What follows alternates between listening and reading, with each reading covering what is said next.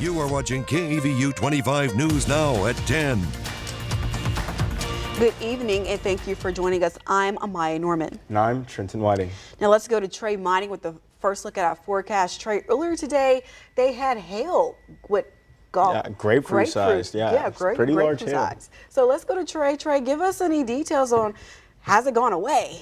Exactly. Some of the radar estimates we've seen earlier this evening had some anywhere from golf ball size to grapefruit size, primarily in Refugio and B County. That's all quieted down now, and thankfully for that. But still some rain lingering. The big storms are out in the Gulf south of Matagorda Bay now, but some lingering precipitation is coming into Victoria County. Notice it's a lot smaller than this complex was, so it doesn't have as much energy to kind of get going again. But the boundary is making its way to the south, pushing this all the way to the south as well. So a little bit more rain headed our way coming up this later on this maybe 10 to 15 minutes from now, particularly in Victoria County. And there'll be drier air working in for your day tomorrow. And all this precipitation will be out of here, and sunshine is going to be staying for a while. How long will we see the sunshine? We'll take a look in the full forecast coming up a little bit later on. Back to you guys. Thank you, Trey. Victoria County first responders rescued a kayaker stranded at Sachs Lake in Patriot Park Friday afternoon. Authorities say the kayak began taking on water about 500 yards from shore. The kayaker was found in a private section of the lake, separate from the main body of water. Fire departments from Victoria and Quail Creek worked alongside the Victoria County Sheriff Office to assist the kayaker and bring them safely back to shore. And a new order from Governor Greg Abbott is impacting a city art, and Victoria is one of the cities that will be affected. Yes, we spoke with David Fascus, former president of the city's Fine Arts Association, and he gives us some perspective on what went into part of the city's culture. Here's more. Governor Greg Abbott is targeting crosswalks, telling TxDOT to pull funding from cities with non-standard roadway markings. Victoria's downtown art is now in jeopardy. There were just so many cool stories, and I'm glad we have those photos and those memories.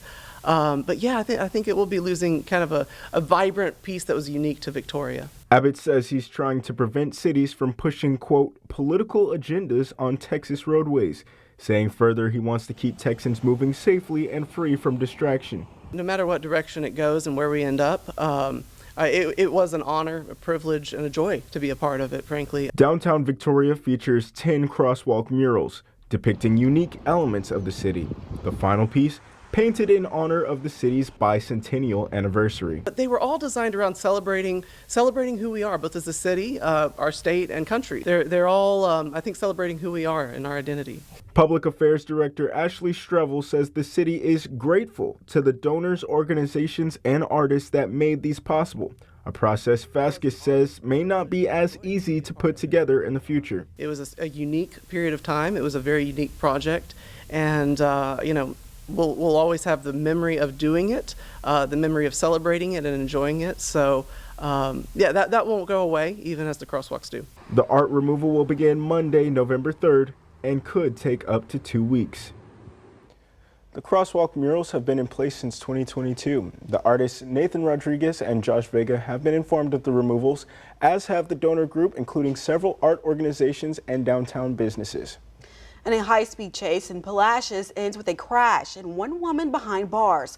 Police say it all started with a violent robbery Friday afternoon. Palacios police say around 4 p.m. officers saw an aggravated robbery happening in the 1100 block of Henderson, where a woman allegedly stole a vehicle and injured its owner.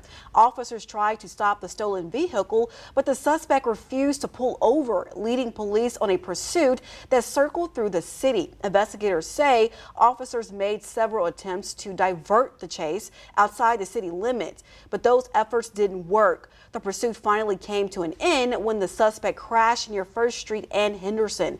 Police arrested the woman at the scene. She's facing multiple felony charges, including aggravated robbery, unauthorized use of a motor vehicle, and evading arrest with a vehicle. No word yet on the suspect name or the conditions of the victim. A stolen truck found burned in a Victoria neighborhood. Police are now investigating whether the fire was intentionally set. Victoria police say a red 2023 Chevrolet Silverado was reported stolen from the caller's mother's home. Later that day, officers found the vehicle near Salem Drive and Cody Drive, but it had been set on fire. Fire investigators were called to the scene after authorities suspected the blaze may have been started on purpose. The investigation is still ongoing, and so far, no arrests have been made. Anyone with information is urged to contact Victoria Police or Victoria Crime Stoppers. A traffic jam along Highway 59 Friday evening left drivers stuck for nearly half an hour after a crash involving multiple vehicles near Edna. It happened around 5:15 p.m. on the Highway 59 overpass just past the Del Toro and Vanderbilt exit, about 5 miles outside of Edna. Emergency crews responded to the scene where several vehicles were involved in the crash, slowing traffic for about 25 minutes. First responders worked to clear the wreck and direct traffic as drivers made their way through the area. Traffic has since returned to normal, and authorities have not released any information yet on possible injuries or what caused the crash. Now, for more local news, content, weather, and sports, come to our website, crossroadstoday.com. And if you see news happening, let us know. Call the number on your screen to contact our newsroom or email us your tips at staff@crossroadstoday.com. Houston Food Bank has launched several special food distributions to support Texans during the ongoing government shutdown. This was seen at one of those distributions today. It took place at NRG Stadium and was partnership with the Houston Texans football team. Houston Food Bank said it was expecting 5,000 families to attend. Pre-registration is required to participate, and there are several more Houston Food Bank's distributions planned for the month. New federal food assistance ran out today, and more than 40 million Americans who get SNAP benefits. Today is also the first day of open enrollment for health insurance through the Affordable Care Act. And some Americans covered by Obamacare are experiencing price shock. Those are just two issues at the very center of the government shutdown. ABC's Jacqueline Lee has the details.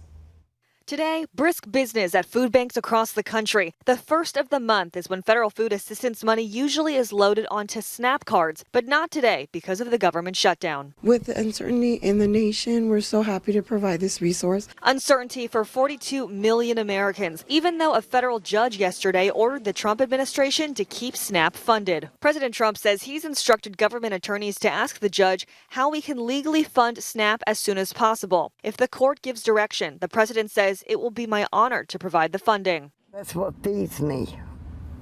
If I don't have that, I don't eat. Today is also the first day of open enrollment for the Affordable Care Act. More than 20 million Americans who get their health insurance through Obamacare will see their premiums skyrocket because of expiring subsidies. The Congressional Budget Office projects without those tax credits, 3.8 million people will drop their coverage annually and be uninsured over the next 8 years. Let's make sure that we ensure that Americans' health insurance premiums don't go up. We want that, and we're willing to work with people for it, but they've got to reopen the government first. Democratic lawmakers want those subsidies extended before they agree to end the shutdown. Former President Obama, who signed the ACA into law, speaking out today at a campaign rally for Virginia's Democratic candidate for governor. Healthcare premiums for millions of people are about to double or even triple next year. Meanwhile, the government is shut down, and the Republicans who currently are in charge of Congress, they're not even pretending to solve the problem.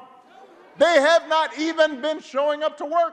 Stacey Cox says without subsidies, her Obamacare will more than quadruple to more than $2,100. We can't afford to double what it costs for us to live just to have health insurance. President Trump rallied against the ACA this week, saying rates are going through the roof for really bad health care. Jacqueline Lee, ABC News, Los Angeles.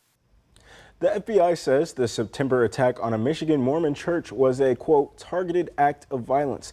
Authorities say 40-year-old Thomas Sanford drove his car through the front door of the Church of Jesus Christ of Latter-day Saints in Grand Blanc on September 28th. This is a video of the aftermath. The FBI's Detroit field office issued an update on their investigation on Friday, saying officials believe Sanford was motivated by anti-religious beliefs against the Mormon community. 4 were killed in the attack. The FBI updated the total amount of people injured from 8 to 9 people. Sanford, a former Marine and Iraq War veteran, died in a shootout with police. A Department of Homeland Security officials is downplaying photos taken of ICE agents wearing Halloween masks during operations in Los Angeles. The incident happened early this week. A group that monitors immigration authorities around Los Angeles snapped the photos. It shows agents wearing masks of scary characters like Chucky and Momo. When CNN reached out to Homeland Security for reaction to the photos, an assistant security responded, "Happy Halloween." $800 million is on tap for the next Mega Millions drawing. No ticket matched all 6 numbers in Friday night's Halloween drawing. Wow. The white balls were 2, 24, 52, 66, and 68. And if you were close, that's a scary sight to not get it. Well, the gold Mega Ball was 9, and it has been a while since the Mega Millions jackpot was won in November. Since the game began in 2002, there have been 16 jackpots won during the month, with the most recent being in 2016. Wow.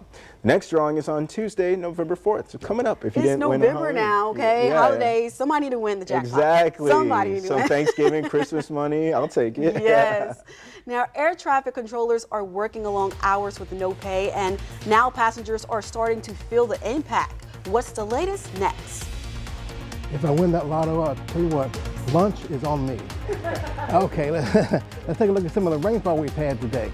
Look at this, the west side of Victoria, a little over 1.5 inches. Same thing near I-90 and also up there in Campo, with a line of storms that kept training over the same areas, with 3 inches or so. And a little bit less there near Beeville, except for some parts of Beeville and western Bee County, where they had the heavy rain and the large hail that they had there. What does the forecast hold for the rest of the night and tomorrow? We'll take a look coming up in your forecast. This week on Community Crossroads, turning stage fright into confidence, getting ready for spring classes, a new resource for men in the community, and sharing benefits every veteran should know about. To pre-plan, you're picking out every single thing, you're paying on it over time. You don't have to pay it all at once. You know, the financial burden of funerals these days is a little outrageous.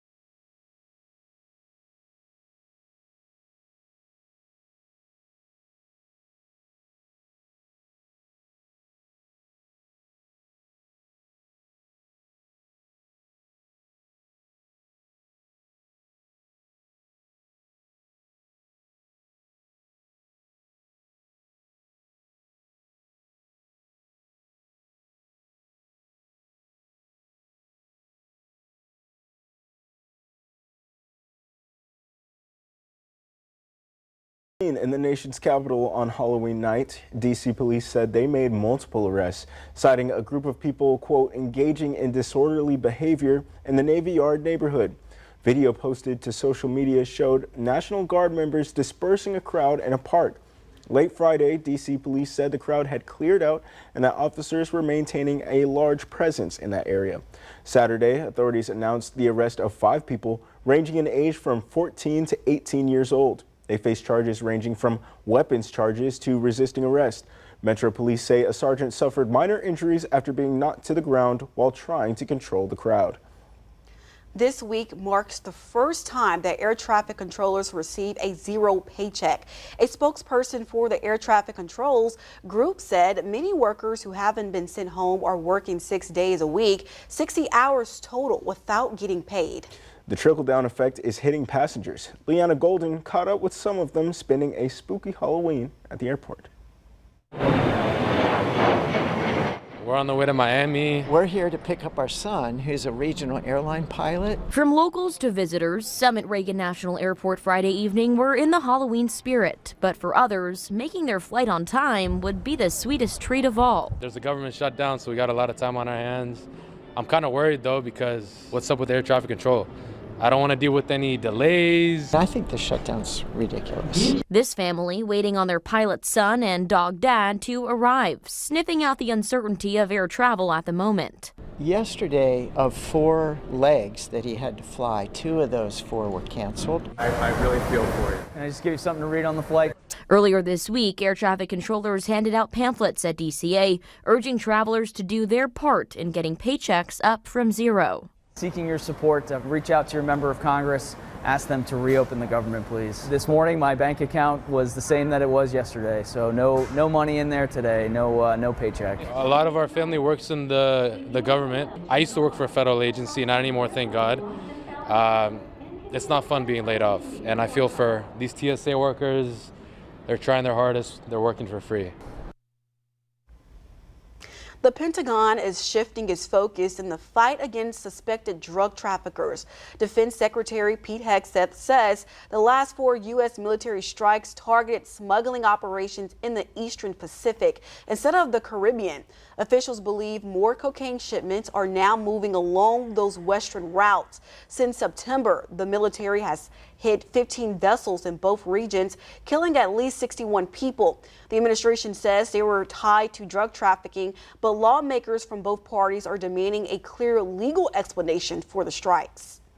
The White House is tightening media access once again. A new rule announced Friday limits reporters from entering upper press, the West Wing area near the Oval Office, unless they have an appointment. Officials say the change comes as the White House takes more control over communications, including national security issues. It's the latest move to restrict press access following a Pentagon policy many reporters refused to sign and the earlier removal of the Correspondents Association's role in managing the press pool.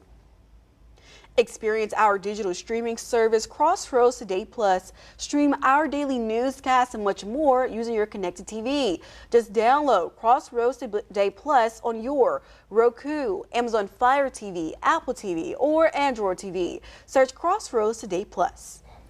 Well, things beginning to quiet down now. Thankfully, still some rain showers, a few storms in the area still coming in from the north into Victoria as we speak. Excuse me, current temperature is 60 degrees with northerly winds. About 7 miles per hour. And humidity still up there, 86%. So a little bit more rain to go. What about tomorrow and next week? Looking a lot better, I'll tell you that much. I'll give you the details coming up next in the forecast.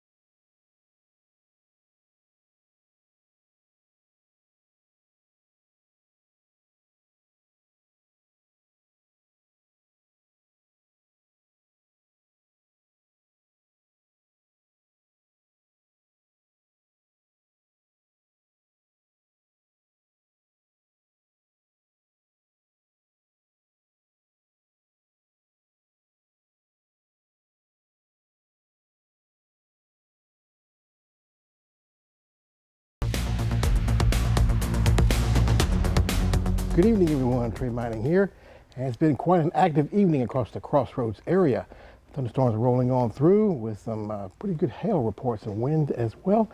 And things begin to quiet down now. There's still some rain showers in the area, a few claps of thunder and a little bit of lightning still to come on through. But things are changing for the better overall. So hang in there. 82 degrees was the high today. Low was 48 degrees early this morning.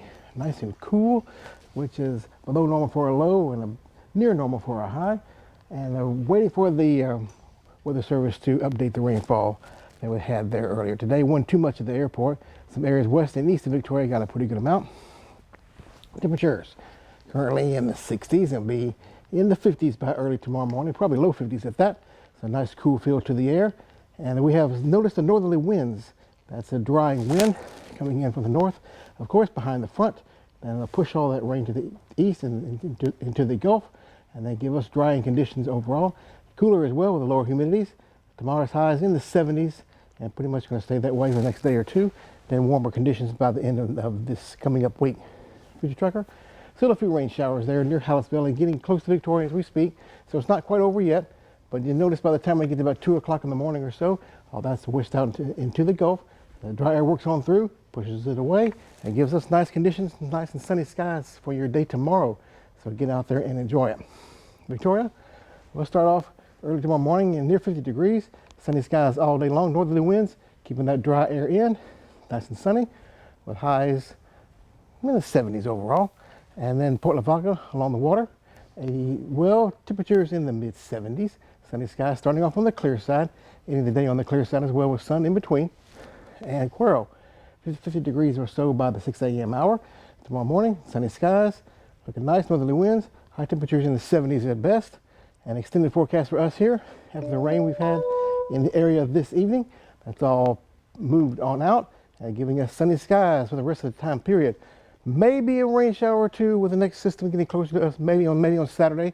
As we get closer to that time period, we'll be in to look at that and be more confident about the forecast at that time, but it looks like that may be happening. Look at the lows, 40s, 50s, and getting near 60 degrees or topping that toward the end of the week with higher humidity moving into the region. Overall, a nice forecast, sunny skies. Get out there and enjoy it. And let's enjoy the next few days, especially the cool mornings, next couple of mornings. And take a look at this. This is the QR code. As you know, get your smartphone, scan the code right there on your screen. That'll take you to a web page. You can download our app, News, Weather, and Sports at your fingertips. Very easy, convenient, and it's free of charge to have on your phone as well. We got Mr. Ray Robinson with some sports for us. Thank you, Trey. After the Edna Cowboys' 40-6 victory against West Oso, hear what a few players had to say, including some younger guys, coming up in sports.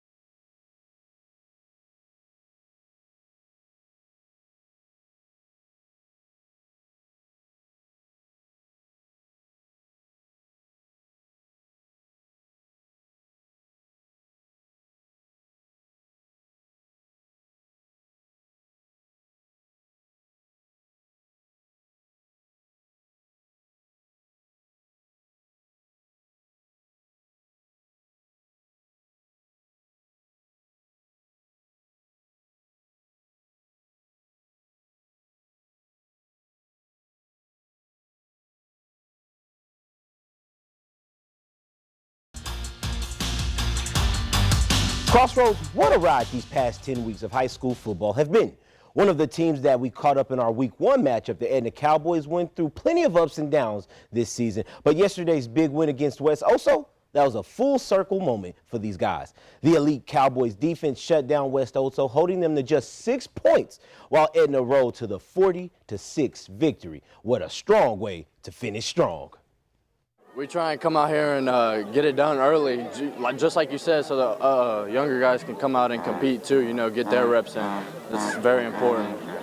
Another win, get back in that winning column, stay on track. I'm feeling great. We played good on defense. Offense, I feel like we need to clean a little bit up at practice, and it's going to be on film to show us what we need to clean up. We really try to set the tone every time. Even at practice, we're going 100%. like one of our coaches say, if they can't score, they can't win. So we got to come out on defense and stop them every time we can. No matter how much it takes, no matter how aggressive we need to be, we're going to come out 100%. On defense, we could for sure stop them a lot more, especially against better teams as we get deeper in the playoffs.